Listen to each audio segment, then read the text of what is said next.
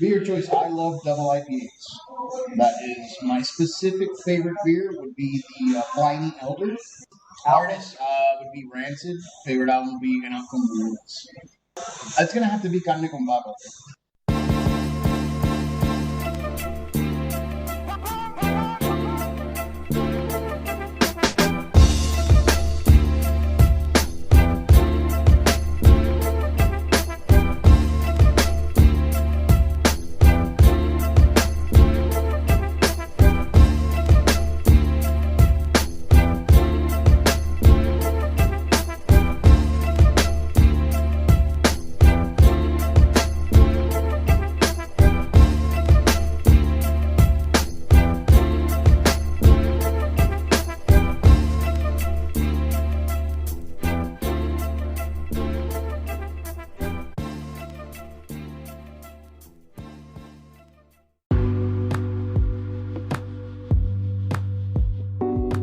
BrewsBeats&Eats, the podcast.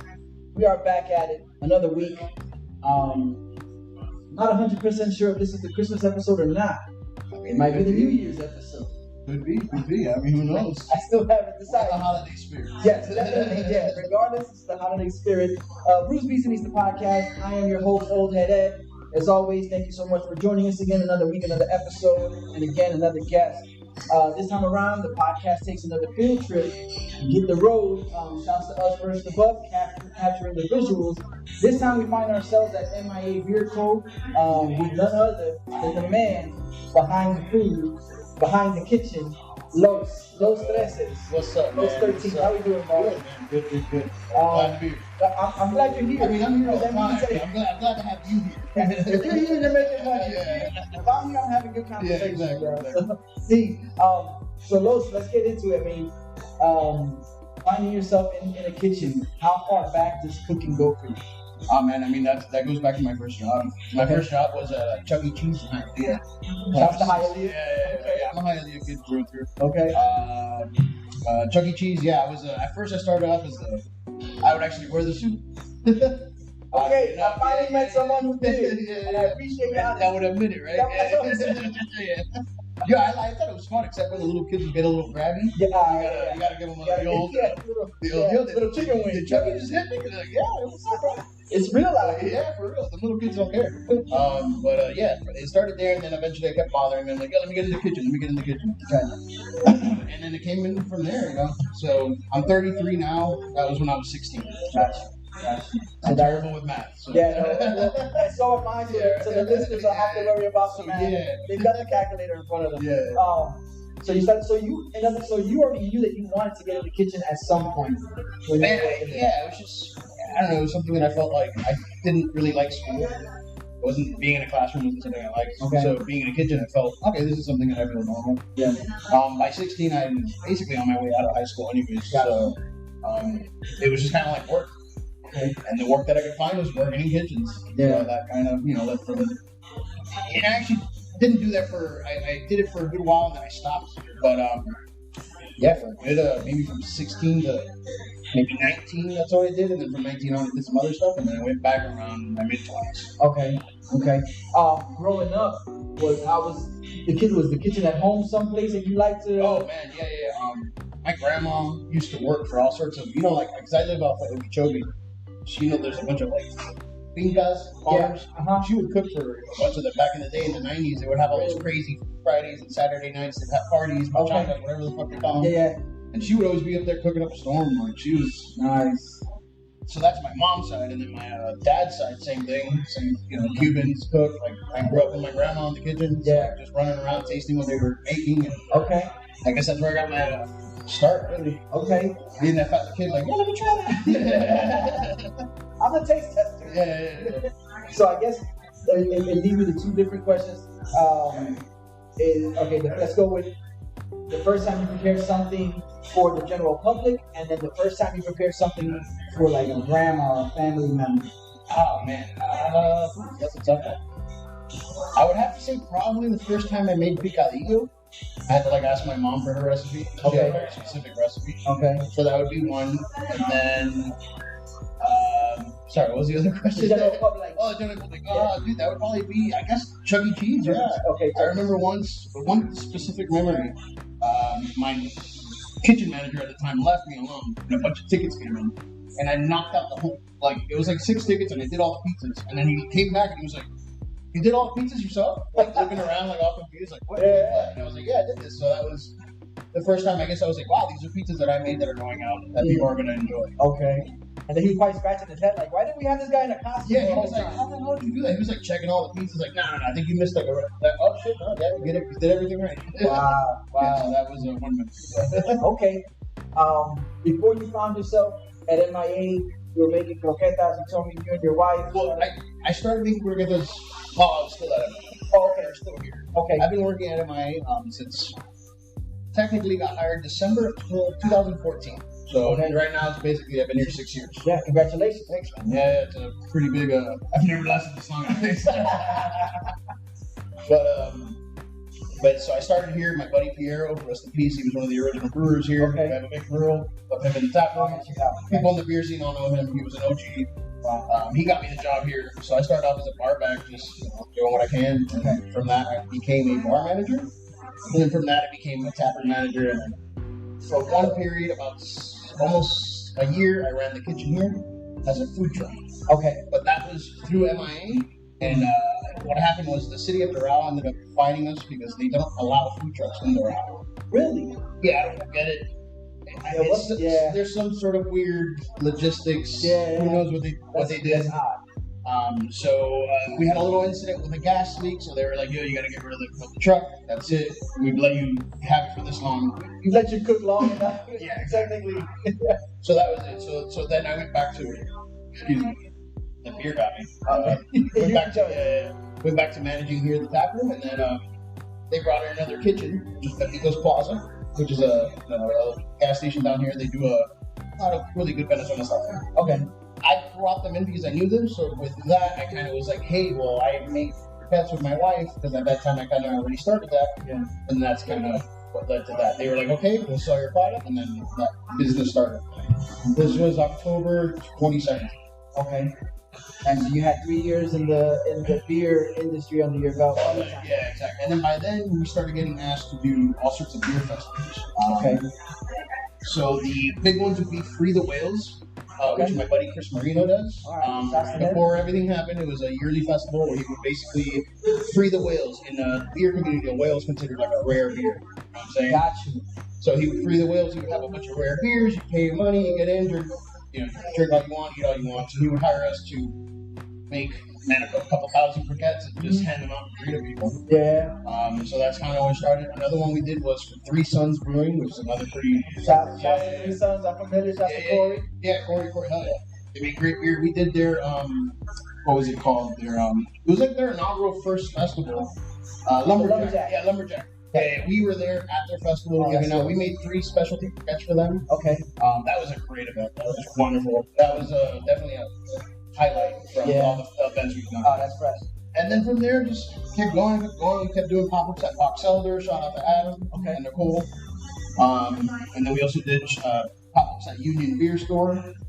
Shout out to David. And dude, it just kept going. And then I've been friends with the owners here since I've been working here at MIA. So I was able to kind of, pandemic happened, things happened, people left the kitchen, people's spouse left for whatever reason, no reason to get into that. So I just kind of, hey, what's up? What can I do? No, that's excellent. The croquetas. Now, was that the first time you made a croqueta? It was at home? Yeah, dude, just at the house, kind of like, man, I'm tired of eating ham croquettes. I was like, ham and chicken. I want to try something else. So the first one I ever did was spicy Mexican chorizo with Gouda cheese. Wow, that was I got it. Yeah, I got that chorizo from like some Mexican mart in like Fort Lauderdale. I forgot the name. Okay, legit, the guy made it himself. It was like, man, delicious. Yeah. So that I even brought it here one day. The employees tried it. They loved it. So that was the first dip into that. My wife as well. She's Spanish, so Spanish Filipino. So she grew up with brothers. She made her own. She ended up making like jamon serrano and manchego cheese. Okay. Which was like, all right, cool, yeah. But dude, to be honest, what really sparked all that was me and her went to Spain in 2017, and we went to this little craft beer bar called Pez. Okay. P-E-Z. It's in Madrid. Forget the name. Plasencia? No, Plasencia is a different part. It's in Madrid. It's like in a kind of hipstery wooden part of Madrid. Okay. The reason why I went there was because it was the only place that had American craft beer. So I was in Europe for 2.5 weeks, and all I had was lagers and light pilsners and stuff like that. And I like those. Estrella and whatnot. Yeah, all that stuff. But I love hoppy beer. Okay. So I was like, when I saw that, I saw it on Untapped. Mm-hmm. I went there, then I was like, damn. So all they do is sell craft beer, croquetas, and tortillas. Spanish tortillas. But like all sorts, they had like a pizza tortilla, they had like curry, they had a mushroom and truffle. It was great. Wow. And then the croquettes were the same. Crazy. Yeah. So that kind of was like, hey, we don't have this back. So that kind of that was the spark. Yeah. Simple and effective. You know, it's not so many options that you overwhelm somebody. Yeah, just a few to be like, damn, it's a little different outside the box. No, for sure. Damn, that was Spain. I gotta get out to Spain sometime. I mean, now it's kind of tough. Dude, dude, we got lucky. That was like, I don't know what happened. My wife was like, yo, I found tickets for 500 round trip. I was like, let's go right now. I was like, if you don't turn this down, I was like, yo, we gotta go. We'll figure out the rest later. For sure. So then you started adding. So okay, that's kind of. What was the next thing you said? All right, I want to try taking this on as far as preparing. Well, okay, so I guess backtracking a little bit. Around 2014, I used to work at Churchill's Pub in Miami, which is like the local punk rock. Yeah, I think they did a lot of hip hop. They definitely did. I saw KRS-One there. Okay. I did a shit with Blowfly and Cool Keith. So like, yeah. Cool shit. So when I worked there, I ran the kitchen there. So I would do burgers. So I would call like the whatever band was playing.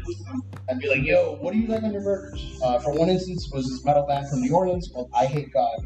Okay. Very cheerful name. Yes. I called the dude up and I was just like, hey, what do you want on your burger? And he was like, I don't know. I like Crystal's hot sauce, white cheddar, bacon, and pepperoncinis. And I was like, yeah, that sounds fire. Yeah. I was like, okay. Like spicy, tangy, you know? Yeah. So I did that.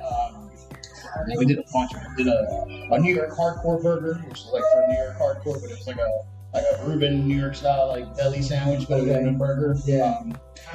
All sorts of stuff like that. So that was kind of, I guess, another little interest. Yeah, that's why we also do burgers here. Okay. Let's talk about that. What can we find on the menu here? All right. So we got a couple different things on our menu here.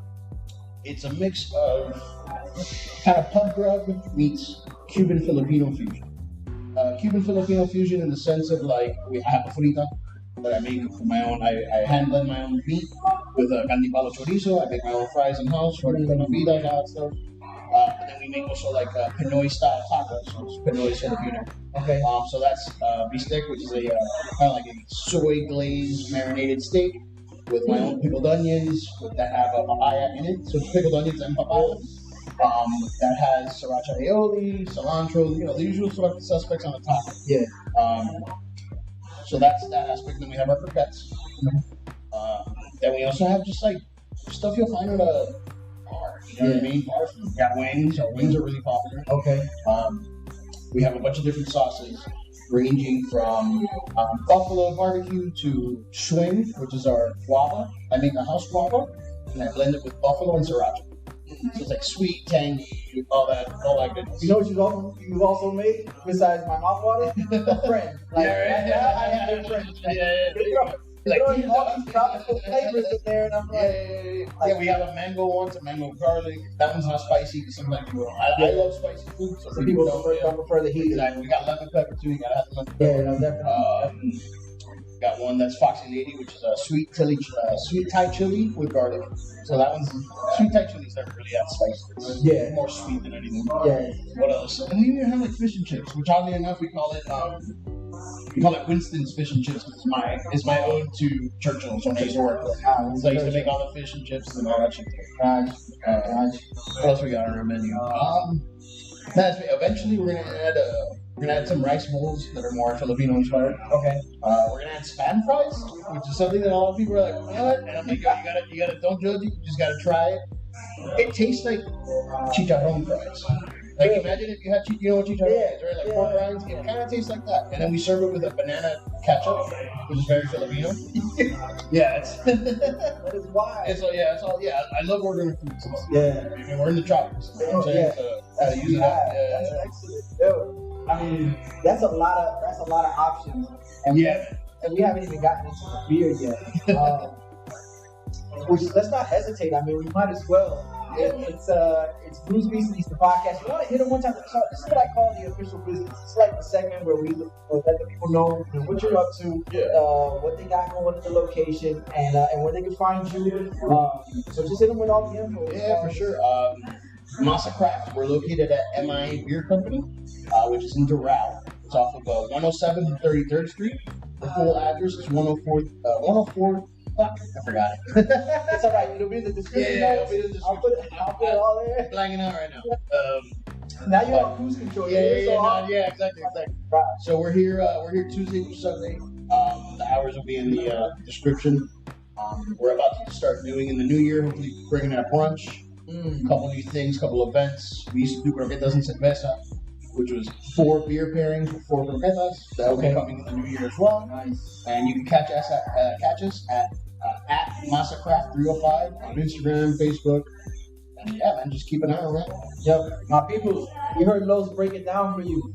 From his humble beginnings, disguised as any of the characters at Chuck E. Cheese and Hialeah, to getting into the kitchen and astounding the manager with his efficiency with the pizza pies, right up until what they got here going on at MIA Beer Co. Masa Craft in the kitchen. I mean, that's a lot of food that I'm glad we're not sampling because we would have recorded that. I got something for you. Oh, damn. BrewsBeats&Eats the podcast. Y'all stay tuned. You got the eat section. Yeah, that's what I'm talking about. Y'all stay tuned. Big beer, little beer, big beer, little beer, big beer, little beer. Beer, beer, beer, beer, beer. Big beer, little beer, big beer, little beer, big beer, little beer. Beer, beer, beer, beer, beer.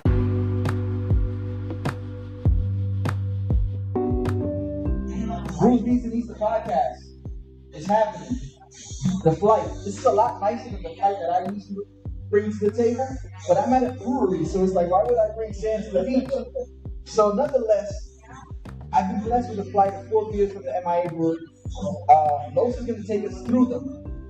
And usually I'm the one that gives the stats and the data, but I'm going to be busy drinking.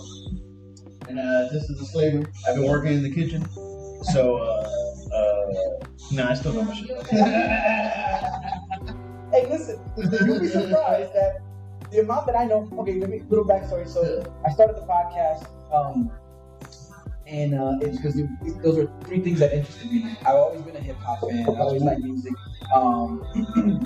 Everybody eats, and sometimes, and I realize that I have to, if I'm going to eat the way I do, then I have to, if I'm going to work out, eat workout, good combination. I need that in my life. Good carbs. They're all good carbs. Definitely good carbs. And then I started getting into beer and learning about all different types of beers. So I said, I'll mix the 3 with the hopes that I don't know a lot about either 3, but I learned at the same time. And then my guests listening also learned. I mean, my listeners, not my guests. My guest knows everything that there is to know about the world. Yeah. But definitely, we're going to get into these 4 beers, and we're going to start with their IPA. It's the Getaway. What can you tell us about the Getaway? All right, so the Getaway is basically, we have another IPA called Neon IPA, and from what my understanding is that this is kind of just a lesser version. So this would be a New England style IPA with citrus. Okay. It's a very, it's very style right now. Those kind of beers have been very popular. Hazy IPAs. Yeah. Dude, this is my go-to. Okay. I drink this on the daily. Yeah. Like seriously, you see me pound a couple already. Yeah. You know what I'm saying? How else can you create these wonderful dishes unless you have some inspiration? You know what I'm saying? Need to be a little loose. Okay. I guess usually I'll have my guests do kind of like give us their thoughts on and whatnot. Man, I just said it's my go-to beer. Yeah. That's my daily drinker. Bro, this thing is light. It's crispy. It's hoppy. You get like a lot of grapefruit notes on it. The nose is also grapefruit. You get a nice bitterness at the end, which I love. Okay. Because it's not an IPA unless you have some bitterness. And then just, man, honestly, I can literally drink. I do drink this every day. So just to make sure that everything's on an even plane. Yeah, like, this is 6. What do they call that? It's quality control. Exactly. Yeah, Quality I gotta, control. bro. Check this out. And it is 6.5%. So Okay. it's it's like I said, my favorite beers are double IPAs, so I'm used to drinking 9-10%. Yeah. So this to me is, it also works against me because I need like 2 of these. Is that 6 years of this? Yeah, right? But it's a work. 6 years is no joke. My liver's like, stop. What are you doing? What did I ever do to you? Yeah. The Getaway IPA, I'm gonna say, IPAs aren't my first drink of choice or first beer of choice.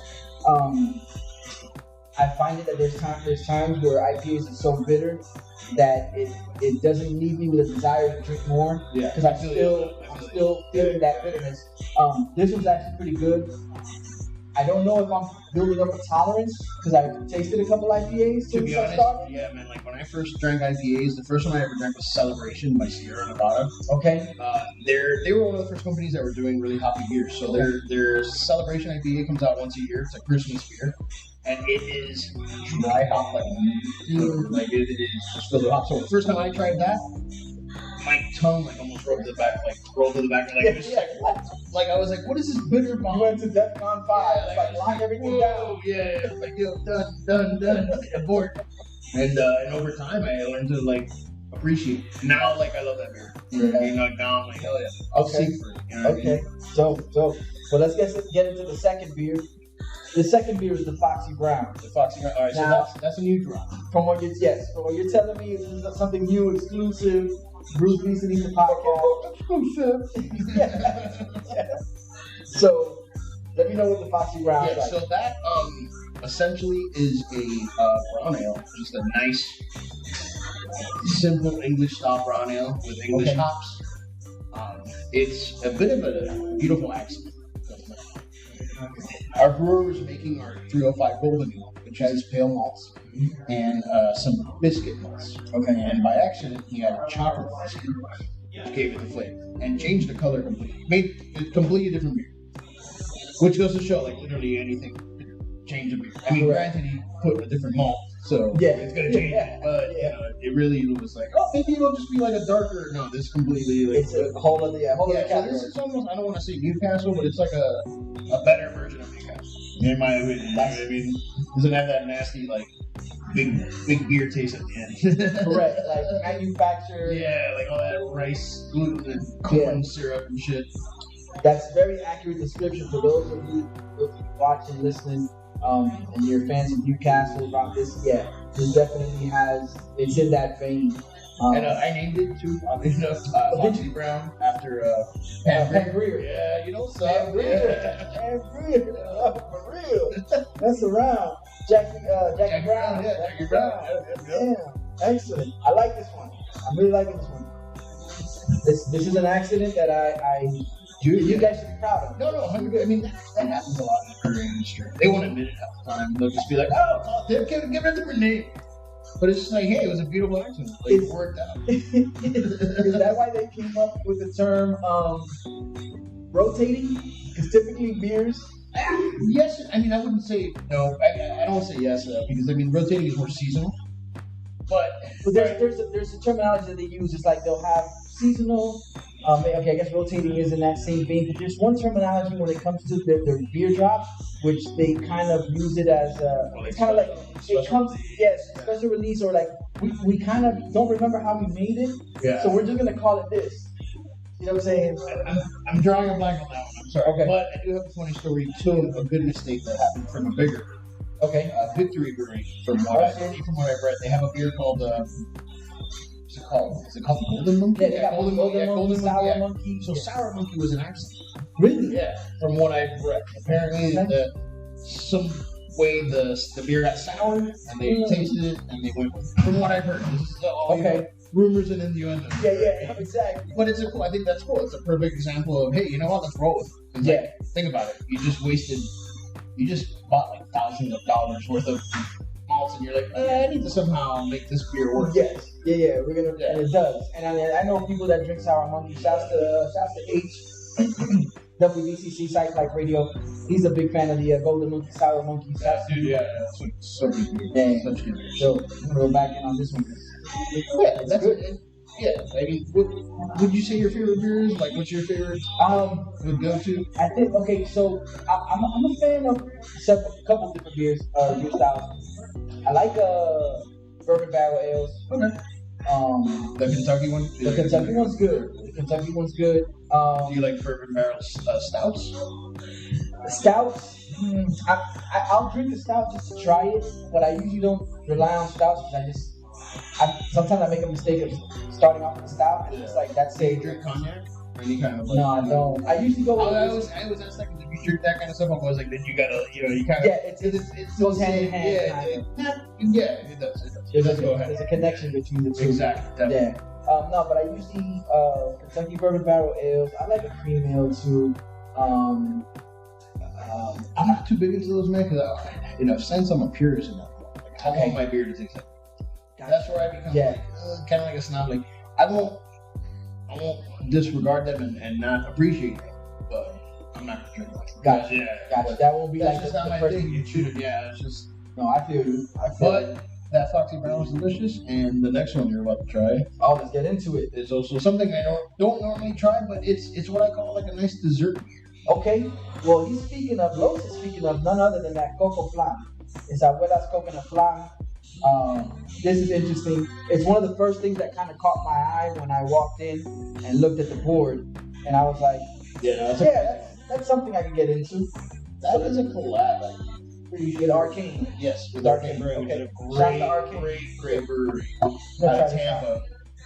So, that one I'm not too familiar with. I know it. I've had it. It's just that was such a new beer that I've been kind of like out of the loop on that one. But it tastes like a burrito, bro. It's creamy. That's very interesting. That's definitely a dessert beer. This is something you want to end the night with. Yeah. You're not gonna sit there and pound. You're not gonna pound. For sure. You're definitely not gonna pound. So that's what I mean. Like those kind of things. Just what you have right now to me is perfect. 5 ounce. Yeah. Like just to taste it, appreciate it, get to know it. Yeah. But yeah, so that one. I mean, there's people out there that love it. That's the interesting thing is that I'm not a coffee drinker at all. You get some coffee in there. You get the coffee in there, but it has a sweetness that kind of dulls the coffee a little bit, but the coffee's in there enough to is it kind more of a coconut sweetness, would you say, or is it more? No, I say more of it's like a flan. It's like the coconut is not, the flan is definitely there. That's the caramels. The caramels, correct. Yeah, the fragrance is straight off coffee, man. Yeah. That's the beans that they use. Usually, and I'm pretty sure they didn't brew it. I think they kind of just like soak the little bit. Really? Gives it more of an aroma. Okay, nice. Yo, shout to Abuelas, I mean. You know what I'm saying? For real. Yeah. That's an excellent tasting beer. Definitely something that I would drink just like after dinner. I haven't had a beer all day, but before the night ends, I just want to get into something. Nightcap. I mean, really good. I mean, holiday, like ideal for holiday, I think. Yeah. You know what I'm saying? Definitely. The fourth one. I would drink all of these straight through, but I got a podcast to run. Yeah, It doesn't mean I ain't gonna go back and sip them a little bit. And also, wait, before we get into that, you know what? I have been kind of failing at doing this hosting thing because what I do accomplish while we're doing this is I ask my guests some of their earliest beer memories. And I'll ask them what they're drinking nowadays. Well, we know what you're drinking nowadays. It's the getaway. Let's talk about EBMs. Hashtag EBMs, early beer memories. Dude, beer runs. I'm not even joking. Let us know, Los. Walk into a fucking gas station and take a 6-pack or whatever and just dip out. That's one of my earliest beer memories. The less secured beers in the venue is what you were walking with. But no, for real. Mickey's, man. Drinking Mickey's, dude. Like, yeah, that's a staple. With the puzzle. Yeah. puzzle poems. Yeah, because there was some poetry to it. Yeah, so the 32s, man. I remember, like, actually, oddly enough, where Strange Beast is now. My boy used to have a crib around there, and we used to go party, and then I would go to that. It used to be a fucking bodega. And I would go there, they wouldn't make me eat. Sorry. Yeah. And I would get my 2 quarts, and I'd be chilling. Again. Yo, H, you got another mention. WBCC Psych Life Radio, 2 nights a week on Twitch, Tuesday and Thursday. The first person I interviewed that put me on to this, he told me the story about this infamous spot that they would go to, and it was the hookup. It was the place where they didn't. I forgot the name of it. Yeah. So I think it was called Quick Mart. Quick Stop. So he tells me about this when I interview him. I interview him like prime quarantine time. Yeah, right. So we're doing it like a Zoom thing. Yeah, we're doing it on the phone. We're doing it over the phone, and turns out that the next time I talk to, sometime around that time too, I sit down and I talk to Alex from Strange Beast. Shouts to Alex, and I talked to him over the phone, and he told me about Strange Beast, so on and so forth. The first time I actually meet H, well, not as the first time in a long time I meet H. He's a Kendall dude, so I'm like, bro, we'll pull up the Strange Beast. We get the Strange Beast, we pull up. He was like, nah, hell no. Actually, the first time I meet Us versus the Buck, shouts to Us versus the Buck. The first time I meet him was that same day, and me and H sit down, have a couple beers, we start talking, and he starts telling me, remember your podcast, the little corner store I was telling you about? This is it. Yeah. This is it. We're here now. So that's wild. Dude, yeah, I remember the first time that I went there, I was like, wasn't this? And before I finished it, they're like, yes, it was. It was the Quick Mart. I'm like, okay. Yeah, that was the spot, dog. Bro, I was I would go, I had a girlfriend in Kendall at the time, so it was, and I'd always be that kid in Kendall being like, I'm from Hialeah, I'm not from Kendall. I know this area. Forgive me. Well, you had to rep your area, for sure. I guess I should take this time to say thank you to everybody who tuned in on Twitch because we're talking Kendall versus Hialeah, right? So Kendall versus Hialeah. So Kendall versus Hialeah, a night that went down in Miami hip hop history. Shouts to the whole SFMG, Orion, H, Renee, Dre, Human Sushi Podcast, and everybody who tuned in, man. I mean, at one point I think we had about 160 people watching the stream. It's awesome. Beautiful thing. And by the time that this drops, I'm hoping we surpass that 1,500 views we had on Twitch. And that's what it was. I mean, we took the time. Orion and H came up with the idea to kind of represent their hoods and showcase the talent that comes from both areas. I heard it was like a rap battle. It was, so what it was, a lot of the promo leading up to it was back and forth rap battle. I'm not in that scene, so I'm not really into it, so explain it. But you heard about it, so that's a great feeling to hear that you heard about it. So leading up to it, the way we went about, the way the fellas went about promoting it was they kicked freestyles, kind of like repping their city. And then it turned into where a lot of people got involved, and I appreciate everyone who got involved. And then what it was, it culminated at to a night of just music being played from both cities. So you had your captains, you had Orion repping Hialeah, H representing Kendall, and they went back and forth with the songs that they felt were the best ones from the area. So they went back. Hialeah all booty music. I feel like that's surprisingly, that's the typical frame of mind, but it wasn't. It wasn't. There was a couple of yeah. But successful night, and I appreciate everybody who tuned in for sure. But we already got your vote. You Hialeah, so you know where you through. Yeah. Let's get into this fourth and final beer. This is gonna be interesting. This is the Chanco. Oh yeah. It's a sour ale. It's brewed in mango and tell a little secret. It's got scorpion peppers in it. Shouts to my Scorpio secret. Y'all know what's up. I'm right with y'all. If you guys don't know what scorpion peppers are, they're spicy. I'm preparing myself. I'm preparing myself. I'm gathering It's myself. wait, watch. You'll see what you're gonna get the full sour at first, and then you're gonna get the hotness at the end, in your belly, Okay. down your throat. You're not gonna get it like hot. Yeah, You'll on see the what I front mean. end. Now, just the smell alone, it's like it's inviting me. I've recently become acquainted with sours within, I'd say, like the last 5 months, 4 or 5 months. So this is something I'm looking forward to just off the smell. Yeah, again, that's another style I'm not too big into. I do love them though. I like to try them from time to time because it just it's like drinking it's like a warhead or a crybaby come in a liquid. So I used to eat those as a child, but now as an adult, I got stomach issues, so I can't be having that sour all the time. You can't put yourself through that. But that is the beach. You're gonna. That is really good. I mean, scorpion pepper and all. But you'll see what I mean. You'll get a little itch in the throat. Yeah. And as it goes down, you'll feel that warmth. The warmth. Belly. But that's a really good sour. That is a very good sour. I'm a big fan of, you mentioned Three Sons earlier. I'm a big fan of Tropical Acres. They're sour. Yeah, Corey makes them 6 sours. And this one right here is right up there. Yeah, he made it was like boysenberry one or something. Boysenberry, Poison Hood. Yeah, Boysenberry. that thing is sick. I remember drinking that at a couple of beer fests, like before when they weren't even open yet. Wow. They were still like doing the homebrew stuff. Yeah. Oh, that's really good. And especially when you said, you prefaced it, you asked me, are you into spicy? And that is, but it's not a spicy where I've had spicy drinks where I'm like, oh my God. Like I think there's a jalapeno cider made from, it's called the Crowbar.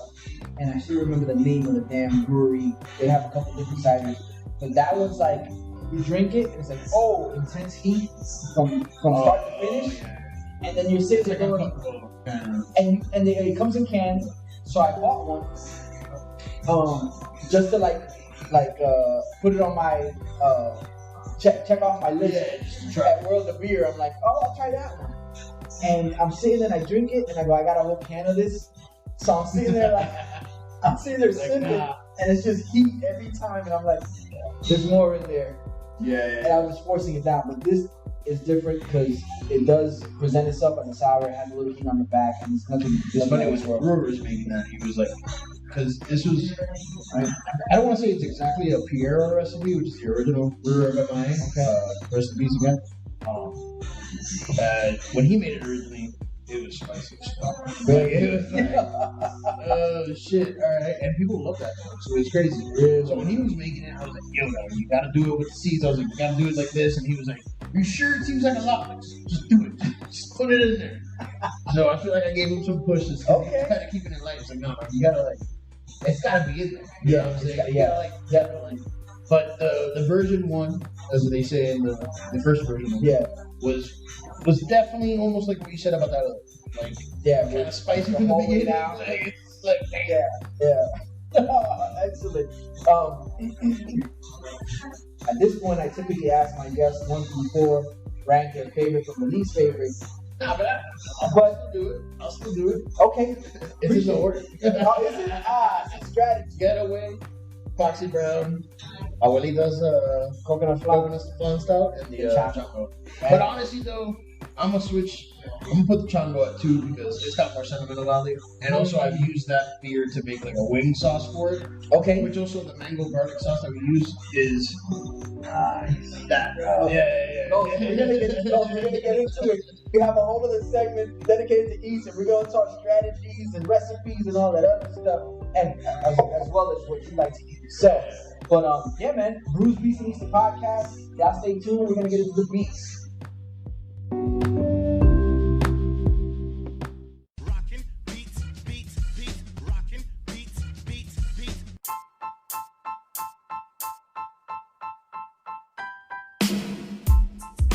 BrewsBeats&Eats the podcast.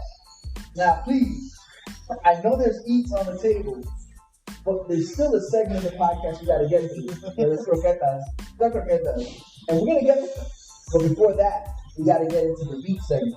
This is the segment where I usually ask my guests what their musical taste is like, what their playlist might consist of, the go-to, the classics for them. So let's start there. Part of a band. You were part of a band. Yeah. Let's talk about that. A couple of bands. Okay. Yeah, I've been playing in bands in the scene since I was 14. When I say the scene, I mean the punk rock scene of Miami. Okay. Big G.G. Allen fan? Yes and no. Okay. Like, I like his first band, the Jabbers, because it was more rock and roll. He was throwing shit at people. That's weird. Literally. That's kind of weird. I appreciate it. Like, you know, I appreciate what he did because it was shock value with all that stuff. Like, he was just trying to prove himself as an artist, but at the same time, if I was in the crowd, I probably would have fucking punched him in the face. It would have been consequences. Yeah. I was like, nah, hell no. This motherfucker just do this at me. That's funny, yeah. But no, man, I grew up more, I grew up in Miami, so I obviously grew up with hip hop. Yeah. You know, all day. Yeah. That was basically everything you heard, you know what I'm saying? And then when I got to middle school, I started getting into like rock, Biscuit, all that shit. That was in the late 90s or mid to late 90s, so all that was popping. And then as I got into that, I started playing, and I basically found punk rock through like Rancid and shit like that. Man, Rancid. I mean, obviously I don't listen to just punk rock. I also love ska and reggae. Okay. Big reggae fan. Love ska. Ska predates reggae. Mm-hmm. I don't know if you know that. Yeah. A lot of people always think reggae. No, it's like ska. Ska was faster. Yeah, even Bob Marley was playing ska before, you know. Correct. He's got a couple great songs. I think Cup of Joe or Cup of Coffee. One of those. He's got a great song, ska. But I also love, like, I got Bob Dylan tattooed on me. Okay. Like, I love Bob Dylan. Yeah. One of the original lyricists. 100%. Like that, I mean, before the stuff he was saying, people were like, what the fuck is he saying? Yeah. And his videos, too. He was one of the first people to do a video. That's crazy. Yeah. I didn't know that. That I didn't know. Yeah, not the first, but he was one of the first to basically popularize it. I think it was like a Rolling Stone or, not like a Rolling Stone. One of the songs. It's basically a picture. It's him holding a sign, reading the lyrics out through the signs. And it's a pretty cool video. Yeah, so he was doing lyric videos way before you. Yeah, exactly. Yeah, before pop-up video and all that. But, man, dude, this is a deep subject for me. It can go on forever. Like, music's been my life. Okay. It's like I remember even growing up with salsa.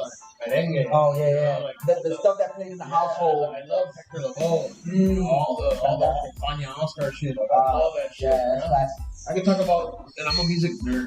Like, you know, that's dope. But what made me is punk rock. Straight up. Like that. The bands are all punk rock. I got to travel the U.S. because of that many a times. So, I don't know. I think like a kid from Hialeah didn't have any kind of college education, got to travel the U.S. and do a bunch of cool shit. I always look at it that way. Yeah. Right, cool.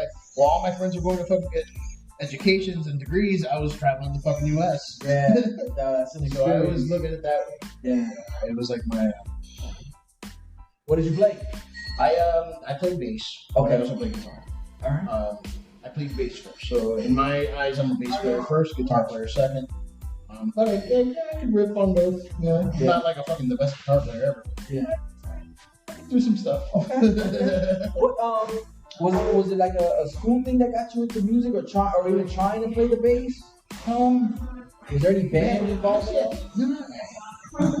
Or was it also more like we're all getting together? Man, it was just being a kid at home. I don't know all the time. Watching like VH1 and MTV and just like, yo, I want to do that. Like, gosh, I could do that. Like, one thing I can remember was seeing like Flea play bass, and I was like, yo, that's so fucking cool. Like, how does he make those sounds out of a 4-string instrument? Like, so that was definitely something I definitely remember. I guess it was more of an escape. It was more of a reason to, you know, get away from whatever was going on at the time. Mm-hmm. You know? It was a distraction from just the everyday life. Yeah, you just turn on, listen to music, and that's it. You don't listen to anything else. You listen to music. Yeah.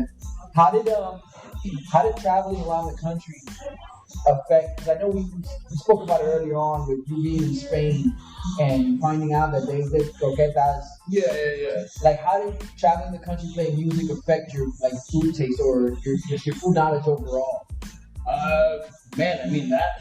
Right. So when I first started doing it, I was like 18, 19. So I was just eating like gas station food at McDonald's. Like, it was just like, what can I get? Like, what can I jack? Like, straight up. Like, yeah, do they have Mickey's in there? Yeah. I mean, yeah, for real. Like, so that, as I got older, though, like, for sure, me and my wife, like the last couple tours, she came with us. So we would be like, oh, we gotta go here, we gotta go there. But that was like, 18 compared to mid-20s. Different world, it's a world of difference. Like, but man, I'll tell you what, it made me appreciate just every city and what they have for that. Like, you realize, music is so mainstream nowadays, and there's only certain things that are popular. So with what I deal with, it's good to see the difference in the cities. Like, for instance, Miami's not always just hip hop, or not even I don't even know what the fuck they listen to in South Beach. But whatever the fuck they listen to out there, that's not always Miami. You know what I'm saying? It's not a fair representation of what Miami. Like when people are like, I love South Beach, I love Miami. I was like, no, it sounds like you just like South Beach. Like you don't know the rest of Miami. Correct. And like Churchill is a good example. Yeah. That's part of it. And it has hip hop as well. Like, hip hop and punk rock have always been connected through, especially with the Clash. It's so true. It's so true. It was probably one of the few genres where they would put together events at a venue, and hip hop acts were able, like the early on, like we were going to come through and represent their art. And they would also do their words and lines and all that stuff. And, it's just I don't know. I think I love about punk rock. It's for the outcasts. It's for the weirdos. You know what I mean? Everyone's accepted, like, especially if you don't have, and that's what it comes down to, because that's what hip hop is too, in a sense. It's like my story is I came down from New York to South Florida, and that's one of the things that kind of brought me closer to certain people was that their musical taste in hip hop. And it was like, and we all do it. I mean, we all take our shot at hip hop, whether you're breakdancing, DJing, graffiti and whatnot. It's in part to be accepted or to be part of something. Yeah. And so it's the same thing. Let me give you an example too of like my first 2 CDs that I ever bought. I got them from Columbia House for free. You know what I'm saying? Am I the only one that hasn't done that? I feel like I haven't accomplished anything in my life. So the first 2 CDs I got were Tupac's All Eyes on Me, which I own the vinyl still to this day. It's still one of my favorite albums ever. That man was a genius. And then No Doubt's Tragic Kingdom.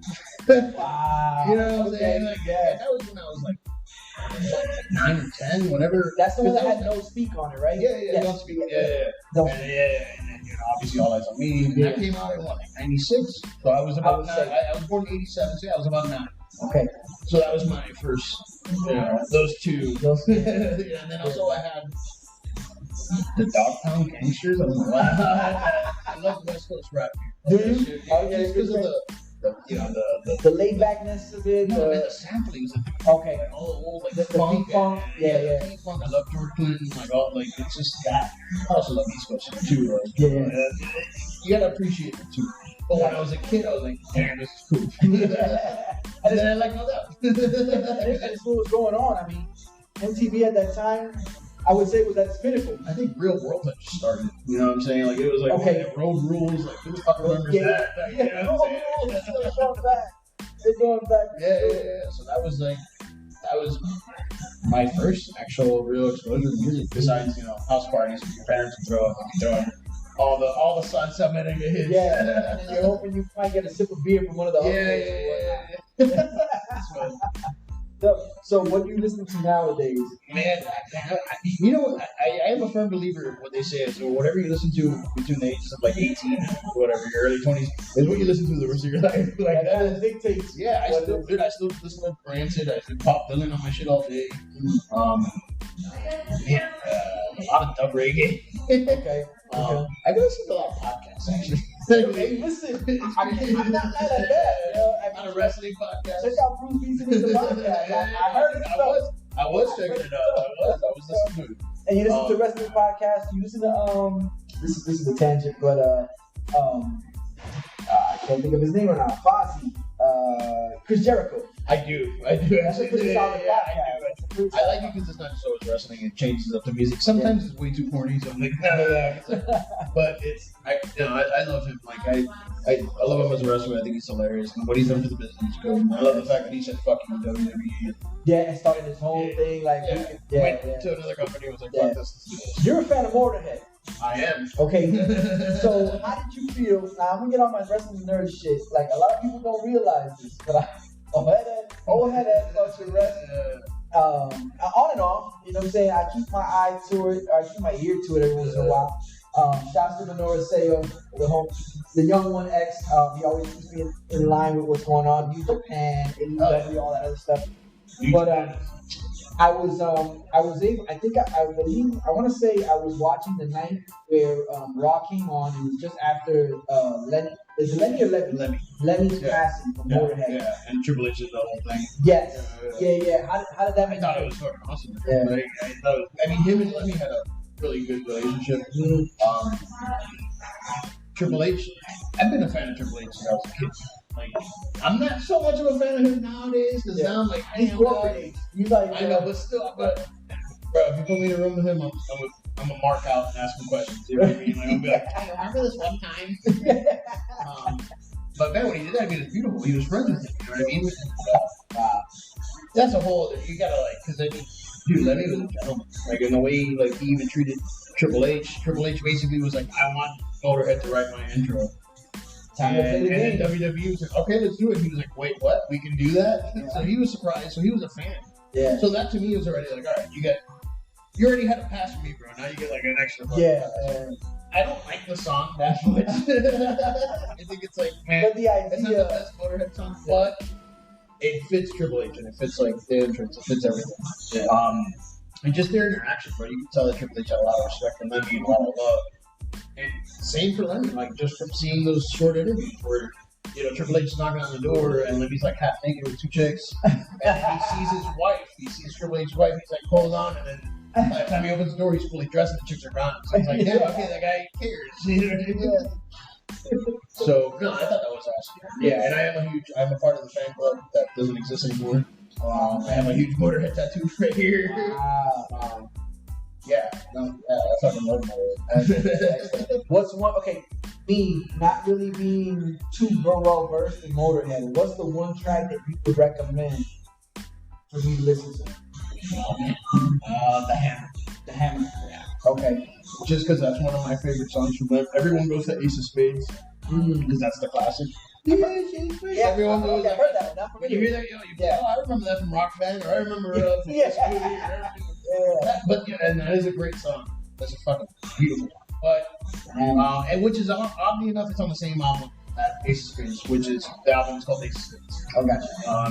Love that album. That, and I also love Another Perfect Day, which is an album after Lemmy lost his guitar player and his drummer. He started basically a new band. Or no, he was a drummer. Whatever. It was a new band. Yeah. And a lot of people don't like that. A lot of people don't like that album. I fucking think it's awesome. Because it had Brian Johnson or Brian Roberts. I forget his name, from Thin Lizzy. And I love Thin Lizzy. So it was like a mix of the sound of Thin Lizzy and Motorhead mixed together. People called it Motor Lizzy, Lizzy Head, whatever. And exactly what. And so, like I said, a lot of Motorhead fans don't like that album. I love that one. That's one of my favorites. Okay. I can talk about Motorhead all day. I'm gonna start off and listen to Hammer. Go from there. Lois, man, we talk beats, man. We got a good amount of music in there. You shared your thoughts on. We gotta talk hip-hop too, no? Oh, should we do Beastie Boys, bro. Oh. Wait, okay, so hold on a second. Like I fucking I had planned to go see them because they had a tour, and then MCA died. And I love them because of their connection with punk rock and hip hop. They started off as a hardcore band. You're from New York, Bad Brains, all that shit. Yeah. That's when they came into it. I mean, to me, that's and it goes to show. It goes back to what we were saying earlier. So there's a thread, there's a line between hip hop and punk rock, because if you're opening up or you're doing punk rock venues and then you still have commercial success as a hip hop band with No Sleep Till Brooklyn, Fight for Your Right, like that it goes hand in hand. Yeah. It's a testament to what we were talking about earlier. But then when you get into like Paul's Boutique or it's just what I was gonna say. That was a commercial favorite. Paul's Boutique. Yeah, that was they had joints on it. They spent like $1 billion on just samples for that for that album.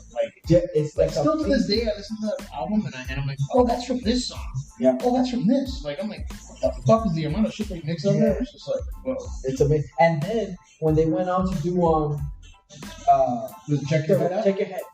Check your head. Gratitude is on check your head, right? I want to say it is. But the way that album came about was you mentioned samples and spending money on samples. Check Your Head came about by them renting out a spot right above our Venice. I think it was in Venice, California, right above like a storefront. And they rented out a spot, and all they did was play music, play basketball. Like there was a basketball, like a half court. There was a half court, a half pipe apparently for skateboarding, and they would just work on music at their leisure. And then that's how we got Check Your Head. Dude, I'm still trying to get to that Beastie Boys book. That thing is freaking thick. And me being an old head, I always love when typically hip hop artists have a shelf life. They're like, all right, you're too old for that. And within typically that was the mind frame. Now, that's almost anything nowadays, though. Yeah. Now, I don't know, maybe the last 4 or 5 years, maybe 6 years, we're starting to see, and the Beastie Boys were a testament to this, which is way more than 4 or 5 years ago. But they go Hello Nasty, and they come back and be like, you guys are old, but like you're doing it. Run the Jewels now. It's like 40 something years old and you're doing it. That's the best feeling for me, is where the older generation of hip hop is still thriving. It's excellent. And then hopefully one day we find ourselves in a place where we're revered, kind of like a Rolling Stones when they're in their 70s, or Aerosmith when they're down. You know what I'm saying? It's like, and hopefully that comes out. And also Tribe. Yo, Midnight Marauders, that's one of my fucking favorite records. And on that cover, you got MCA, you got Ice-T, you got everybody. Everybody's on. Yeah, I'm a big vinyl collector, so I definitely have that on. Nice. It's a classic album, man. You can't have that. Nah. You can't not have that. And it dropped on the same day that Wu-Tang's first album dropped. I did not know that. Yeah. Like those albums came out in 1993. You know what I'm saying? It was like pretty. I remember now. It was kind of like, yo, what are they doing over here? What are they doing? It might not have been the same day, but it's kind of like around the same time. Yeah. You're talking about 36 Chambers, right? 36, yeah. The first one, 93, yeah, it was like classic. Yeah, that's another crowd. Yeah. Have you heard I can't remember it, but it's a guy, it's like a DJ guy. He remade the 36 Chambers, but like funk soul music. Oh, I gotta send that to you later. I can't remember the name of that right now, but it's so good. Is it? It's it's just funk soul music, but redone at all. Oh, you gotta send me that. Yeah, sure. You can put it in the background, and nobody would notice, and you'd be like, "Wait a minute, is that?" And you start hearing it, pretend or not. Did you just say I smoke on the mic? Like, there's no lyrics. There's no lyrics. Oh, no, is that? Yeah, it's just music. It's just music. So it's just melodies. So it's funk and soul, but you're like, wait a minute. When you recognize, because you recognize the melody. Exactly. Yeah, that's cool. Yeah, I'll send that to you later, man. I feel dumb not remembering it right now. Don't do that. Yeah, my people. We talked a good amount of music, man, and I think myself and Lotus became best friends somehow. But yes, I mean, he cooks and then we have beers, so it's like, oh, you got me hooked. I'm hooked. But there's still one segment talking about. We're gonna get into these croquetas. BrewsBeats&Eats, the podcast. We're gonna get into the eats. We're gonna talk croquetas when we get back. Y'all stay tuned. Dale.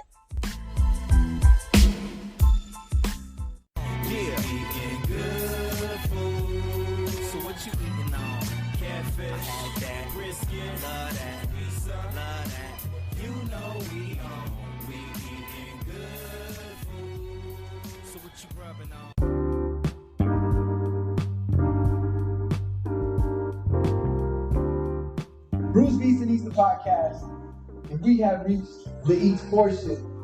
I am a hand model. We are here. Visual.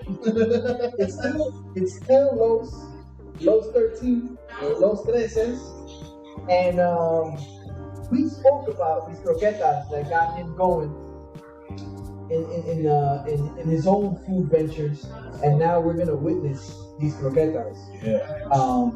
Try my balls. Yes, and proudly I would say I am here for that. No shame. That's our joke. That's always our joke. Like, try our balls. That's excellent, yo. That's excellent. And I bet you people will go, "He's a pretty good ball." I've had people tell me I love your balls in my mouth. Like, all right, yeah, listen, all right, cool. It's a compliment. So what we got here is 4 different types of croquetas. we do. Los, walk us through them. I can't even talk. So, looking forward to this. I'm gonna start off with the OG, the one that got us through, the one that started us, the Babe Ruth of our croquetas. Okay. Our jamon, bacon, and Gouda cheese croqueta. So what we do with this one is we use the jamon serrano, use an apple with smoked bacon, a couple other goodies, and then in the center we stuff it with Gouda cheese, and then we serve it with a spicy guava sauce. Wow. That's Now, full disclosure, this morning I told myself, yo, I'm gonna back off the carbs for a minute. it. These are good carbs, though. I haven't. I heard. I haven't made it through a full 24 hours, and I'm gonna get into these. I know us versus the Buck is gonna get into some of these too. Yeah. Yo. So I'm gonna give this one a shot. Give this one a shot, Yo. and I'm gonna pass it along. There you go. Here we go.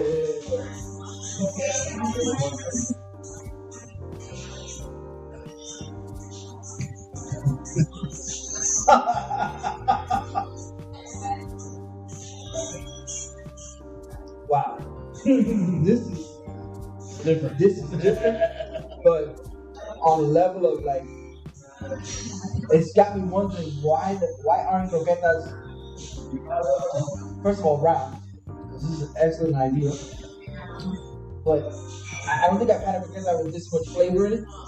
A distinct flavor. I want to say distinct flavor. I know we talked about it earlier.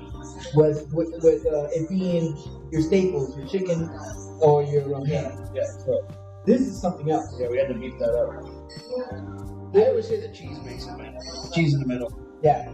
That's what differentiates us from. Go ahead and talk. Go ahead. Yeah. So, dude, honestly, we just thought, hey, well, why not stuff them in the middle? So, like, you know, when you get them nice and hot, you crack it down. If you eat it like that, some people do. Mm-hmm. You get that pull. It's almost like a mozzarella stick. You know what I'm saying? And yeah, I mean, dude, that's been our. It's been the reason why people like our croquettes. When we won 2019 Croqueta Palooza. We won Judge's Choice. That was a collaboration with my homeboy George Farmhouse. Shout out. Okay. Yes. Farmhouse Barbecue. Badass fucking spot. Check him out. He basically gave me his brisket. I turned that shit into a croqueta. And that was You're taking chances with these croquetas because I imagine, you know, earlier you mentioned being a purist when it comes to beer. Yeah. I'm a purist when it comes to hip hop. So a lot of the new stuff I don't necessarily gravitate to because I know what I like. Like I said earlier, between 18 and 25, listen to it, what you kind of like, what your ear is trained to hear. Yeah. That croqueta is not just a croqueta. But anybody, I'm gonna go out on a limb and say anybody who just used one or the other and then tries this, and there's no way they can't like it. This is really good. Thank you. Appreciate that. I mean, we were just like a lot of the other companies. I mean, a lot of the places down here use a machine, so we're handmade. So that's a little difference. And I don't know what ingredients they use, but you know, the traditional paste stand that you get at any other bakery. Yeah. Right at the bakery, at the store, is usually just a paste. It's not anything really involved. Yeah. A bunch of crap pulled into it, you know what I mean? So we were like, no, it's real ingredients. And butter. It shines. Yeah. It shows. Oh, excellent. What's the next one you recommend we get into? I'm torn between the I'm gonna let you choose. We got a pepperoni pizza or we got a cantin palo chorizo. Let's go with that chorizo. Alright. So that's a very, very traditional style Spanish croqueta. They use dry aged cantin palo chorizo. Okay. You don't know what cantin palo chorizo is? I feel sorry for you. Just look it up. Cantin palo. Right now. Yeah, dude, it's delicious. I use bacon on that one as well. I I got candimal chorizo, Swiss cheese, red peppers, garlic, and then smoked paprika. That's can't go wrong with that one. Man, and what's the sauce that is different? That one, so the sauce, that's the roasted garlic ale that we make in house. All of our sauces are made in house, just like the guava sauce. So that's delicious roasted garlic ale. This is worth, like, I hope no carb things at the rail, but I'm glad it's with this. Dude, I've heard people that like lift weights, they'll eat croquetas because it's like a form of carbs. So I've seen shirts that say like croquetas and weights. or CrossFit and croquetas. Yeah, CrossFit and croquetas. It's like, yo, it's carbs, but it's like protein too. You know? Well, most people, I mean, you can make. Oh, all right. What I've learned is that I got a homeboy of mine who trains, who helps people train for competition. Shouts to Raphael, South Florida boot camp, Mr. Boot Camp. What, like this Ironman? No, well, it's more of a beauty and fitness. Oh, okay. And people work out with him, and you'll see the change. And his secret to keeping these people on that steady diet is to include something that they can't go without. Yo, shit, wait a minute. Shouts to Lais, his wife, who is a WBF. I'm gonna mess this up. Is he a WBFF? I think it's WBFF. That local like station, local TV station. No, it's a federation. Oh, Beauty and Fitness Federation, World Beauty and Fitness Federation. So it is WBFF. Shouts to Lais, shouts to Raphael, the coach. And her thing is that the first time before she competed, croqueta was part of her diet, which would blow people's minds, and they wouldn't believe them when they said you could incorporate these type of things. I've heard people training and drinking beer, warm beer. Yeah, I mean, like weight training, and instead of drinking water, they'll drink fucking beer. Apparently, Because they like there's muscle, like it's something with the muscles. I don't know. The one that I've come across recently was that beer helps with the recovery process after working out. That helps. And I don't know if and I don't know if it was just like whether it's female or male. But I wish I could remember what it was exactly, but there was something, I don't know if it was for females or for men, that it would help with the recovery process. But I mean, any reason to drink beer after work out? Shit. It'll help you recover no matter what. Shit, exactly. So, shouts to Beer Fest Fridays, the podcast. That's family for us. Oh, cool. And what they do is they work out, they do CrossFit, and then they go into the studio and record an episode while they drink beer.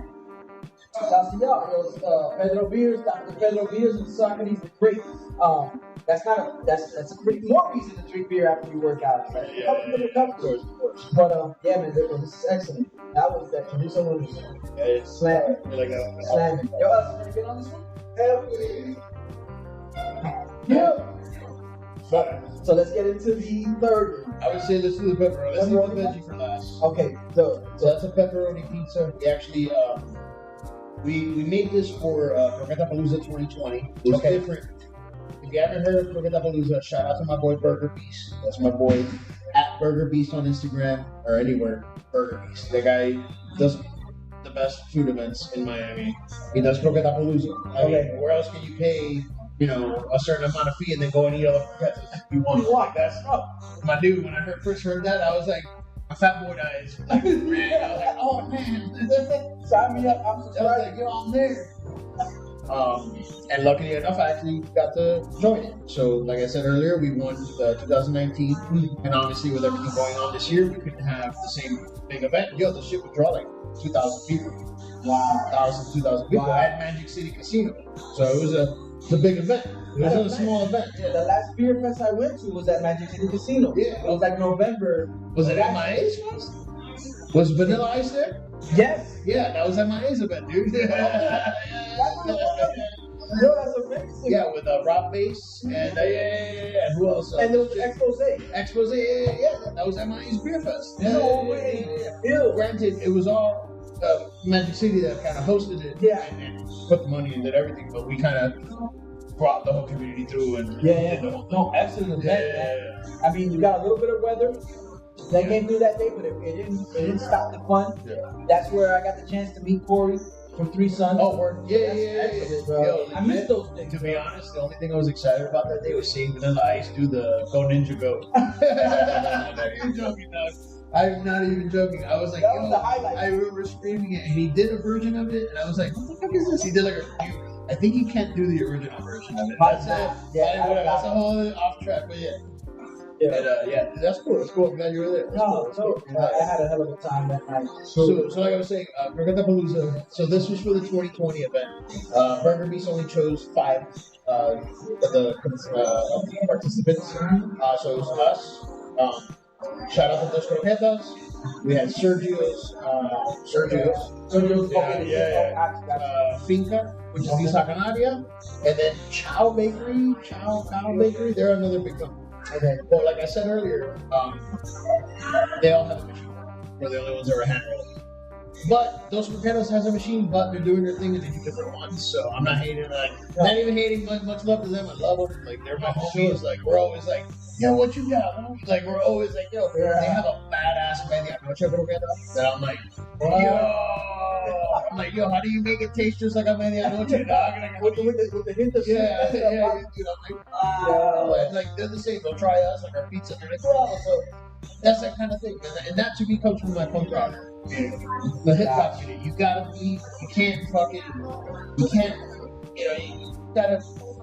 come together. You gotta unify. You always gotta be talking to your peers, talking to your friends, and everything. Like, it has to be one. It can't just be competition. It needs to be friendship, and then a little playful competition. Of course. Yeah, no, because you gotta flex the skill. Yeah. You know what I'm saying? I know that the phrase is, if you want to go far, you go by yourself. If you want to go fast, you go by yourself. If you want to go far, you go with other people. Yeah. So to me, like Dos Croquetas, we won the judges' choice. They won the people's choice last year. So we've always had like our little buttables. I've also had them in our croquetas and cerveza event that I would host here. Okay. Which I mentioned earlier was 4 croquetas and 4 beers. Okay. So it was like $25. You get 4 different beers, 4 different croquetas, and you can't beat that. I had them on it like about 2 or 3 times. I had Finca and Pastelito Papi. Okay. Which he also does some of the best pastelitos because he's thinking about like us, like, damn, dude, I want to try a pastelito that isn't always wow, I guess, or wow, or So he's been doing, bro. He did a jerk chicken one. He did a mango and cream cheese one that was fire, like blew my mind. His picadillo or his carne one is because he puts.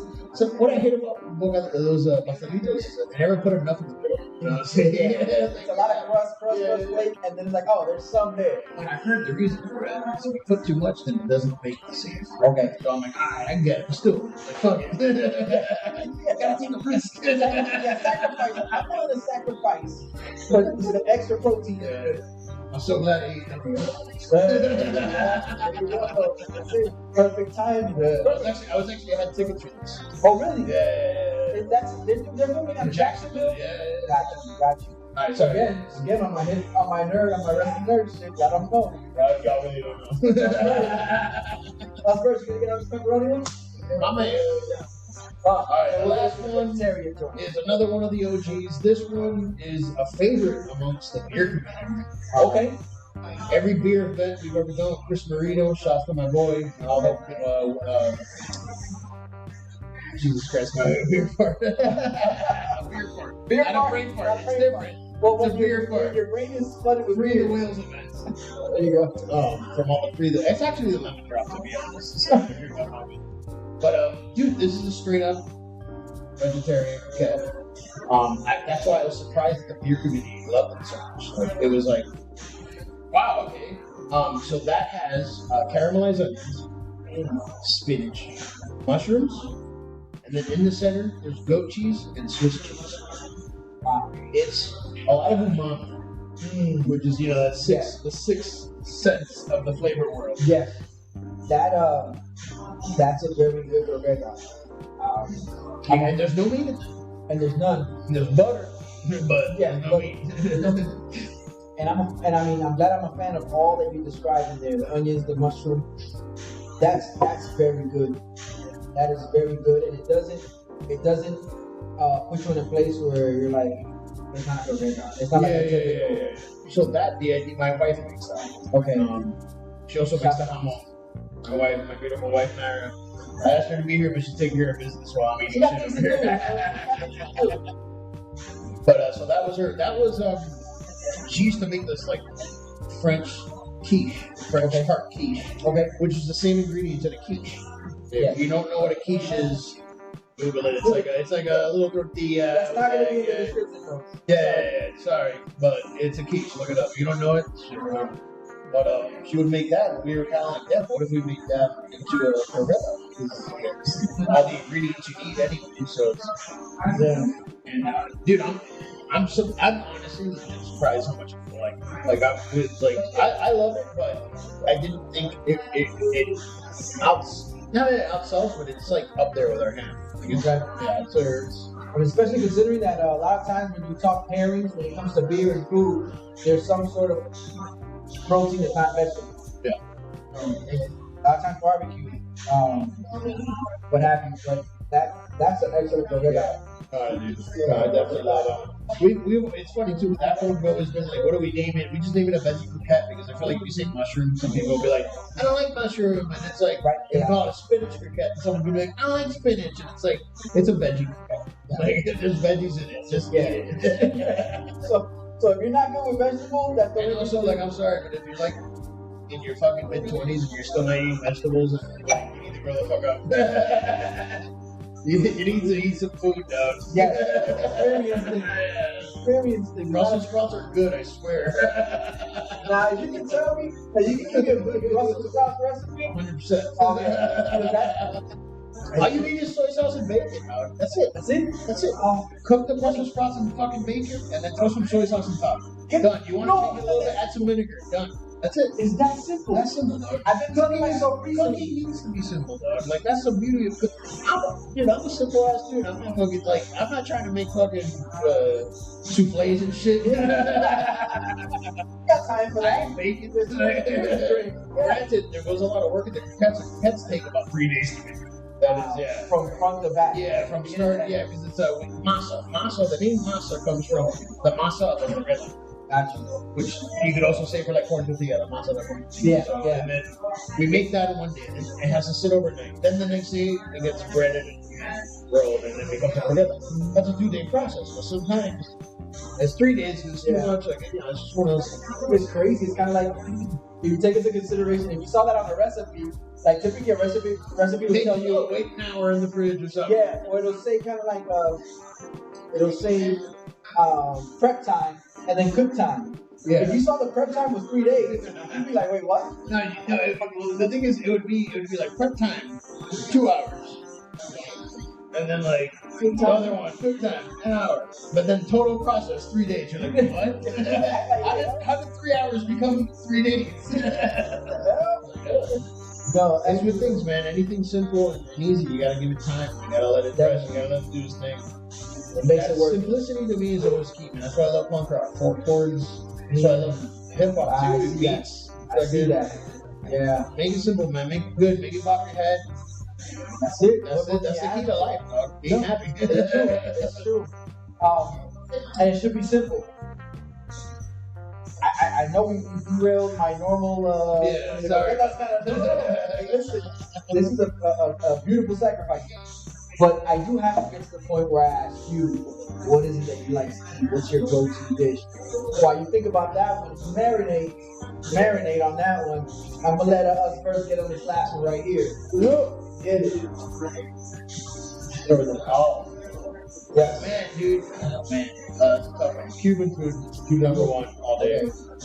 That's the reason I learned to cook. So steak. Steak number 2. Yeah. And burgers, dog. And then taco. Man, I'm a fat boy. That's like asking me, like, who's your favorite son? Or who's your favorite child? My favorite finger is. We gotta get rid of it. You're like, the one I don't want. Oh, God. Oh, I kind of need them all. Yeah, like, I love them all the same. But now, Cuban food, man. That's hands down. That's home cooking, dog. Just anything you make at home, dog. Like, that's, to me, there's nothing better than something you make for yourself. No matter what it is. It could be fucking spaghetti and sauce. It could be ramen in a cup. whatever you feed yourself to make yourself feel better. I feel like that's the way to go. But so you're a big fan of home cooking. So asking you where you would get like the ideal Cuban meal for you that's outside of home, it's kind of like I don't know. I got this one spot called what do they call it? Latin America Cafe. Okay, they're not like one of the. It's a small. I go there. There's some great food. Yeah. Every time I'm like, damn, I want fucking arroz con frijoles, una polla a la plancha, or some shit like that. I'm like, oh, I go there. So that's what's up. But for the most part, I just make it at home. Yeah, like straight up. Like that's what one thing is I lived away from home for a long time, obviously. So you learn the fucking damn. I want my mom's picadillo, or I want my mom's fucking this. You gotta learn how to make it on your own. Yeah. So to me, I'm just like, I'll just buy the shit. But buying the shit making it costs a lot of money. So like damn, I could have just gone out. Yeah. Start weighing it out. But then you have that food for like 2 or 3 days. So, and if you're okay with leftovers, then you're good money. Exactly. That's why I make croquetas. You make a big croqueta that makes this. You're right. You repackage. Dude. I have weird leftovers. Like I'm down with them, but at the same time, like I always repackage. Like you said, like damn, I'm take this turkey and do a grilled cheese out of it, or whatever. I'll make a with fucking a taco. Got you. Can you share what might be on the horizon when it comes to these croquetas? Without giving away too much of the competition, because all the other croqueta guys are listening to this podcast. So and I hope they are. Come for man, the brisket one for sure. Okay, that one's definitely gonna come from the horizon. Okay. The pizza one's been coming back, but we're gonna do a pizza. There's a pepperoni. We're gonna do a pizza without the pepperoni. Okay. For the vegetarian. Gotcha. I want to do a vegan one. I've been asked that a lot, so I gotta do a vegan one. It's not gonna be meat flavored. To me, I think it's weird when vegans like try and emulate like meat food. It's like just do your own thing. Like just make something different. So it'll be something different. Totally. Yeah. Man, my wife and I were talking about doing an Elena food. Okay. You know what? It's like a food sandwich with turkey. And then it has is that the one with the cream cheese and the... It is cream cheese and jam. The jam. The jam. Yeah. So in the center will be cream cheese and jam and then turkey. But turkey is a little dry. It's weird to deal with. So I gotta play with that. I may make it chicken. Please. Okay. Dark stuff flavor. You know what I'm saying? It's not, but it captures like the texture that you're looking for. Dude, that turkey's so dry. It's like when you make a rib, you need fat. Like you need fat. That is like the most important because that's what makes the flour taste great. You know what I'm saying? It seeps into the flour. Exactly. That's what the bechamel. That's what makes it fucking it. So you need fat. So when you have something, even with the vegetarian one, that's why I think it's so great. There's no animal fat. Butter. Yeah. Which whatever you can't go wrong with butter. No. So it's figuring out the taste. Yes, that's the one that's like, all right, we got to do this right. Yeah, no, you got to get it right. Now, especially if it's gonna hold its own amongst the 4 that you had me test out here. I mean, definitely. But the main thing is in the new year, we're gonna start opening up more for lunch. And we're gonna introduce our rice bowls, which are gonna be. And they're gonna be Cuban Filipino inspired. Talking about garlic fried rice.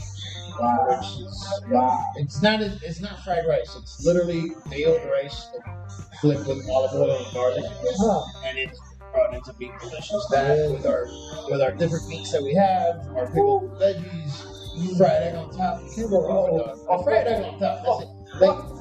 That's it. Give me a piece of bread with a fried egg on top, and I'd be happy with that. It has a place everywhere. I've had a pizza with a fried egg on the center, and I'm like, this is different, but it makes all the sense in the world. Was that at strange? What are they called? Was that at down south by Tammany Trail? No, that's Spanish burrito. Was it a Spanish burrito? Okay. No, it wasn't Spanish. Because they have a brunch pizza. They have one of those. It's bacon, egg, and cheese on a pizza. That's Spanish burrito. I'm pulling up. I'll be shouts out to you, bro. Yo, for sure. Now it was further north, like in the area that I'm from. I wish I could remember the name of the place, but yeah, they had it up there, and they cut it in squares. But it was dope. I had excellent pizza. Then dip the egg and spread it out. Crazy. One last thing before we get out of here. I know we tried the coconut flan, grandma. Sweets. Like, where do you sit when it comes to sweets? What's the favorite postre? I mean, here we got churros. Okay. Yeah, we got traditional style cajeta, which is goat cheese caramel. Okay. Yeah, Okay, and interesting. we serve it with ube leche condensada. Ube is purple and Filipino style. Gotcha. Basically, it looks like purple leche condensada. Okay, okay. And people look at it like, what is that? They go, just try it. You eat that purple ketchup in the 90s, just put that in your mouth. The banana joint, like. Dude, man, Boston. I'm an ice cream guy. Are you okay? I love Sweet Melody. My boy, dude. That's another My boy Mike, dude. You got Mike? I'm Mike very well. Yeah, we've done some pairings here. Nice. I served this ice cream. He was at my wedding with my wife. He gave us like that Fruit Loops ice cream, that lavender, bro. That shit. I haven't had it yet, but that lavender. Dog, it tastes like when you're eating fucking Fruit Loops and like that last bowl, like the milk, it tastes just like that, dude. I was like, oh my god. That's cereal. Yeah. No, so yeah, I'm an ice cream. Wow. For me, ice cream. So that is, or ice cream cake.